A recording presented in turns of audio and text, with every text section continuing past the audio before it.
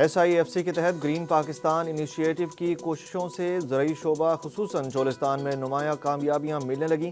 چولستان کے مقامی افراد کی فلاح و بہبود کے لیے زرعی ترقی لازم، پانی کی بچت اور بروقت استعمال کے لیے جدید سینٹرل پیوٹ سسٹم فعال ہو گیا۔ کسانوں کو جدید زرعی ٹیکنالوجی کی فراہمی یقینی بنانے کا سلسلہ بھی جاری۔ Assistant research officer GPI Hadiqa Habib کا کہنا ہے کہ GPI خصوصاً چولستان کے لیے گیم چینجر منصوبہ ثابت ہوگا۔ چولستان میں کارپوریٹ فارمنگ، معیاری بیج اور کسانوں کی انتھک محنت زیادہ منافع بخش پیداوار میں اہم کردار ادا کر رہی ہے۔ زرعی ماہرین اور مقامی کسانوں نے سینٹرل پیوٹ سسٹم کے کردار کو سراہا۔ عبداللطیف نے کہا کہ سینٹرل پیوٹ سسٹم چولستان کی بنجر زمین کو آباد کرنے میں معاون ہے، پانی کے بروقت اور بہتر استعمال کے لیے فائدہ مند ہے۔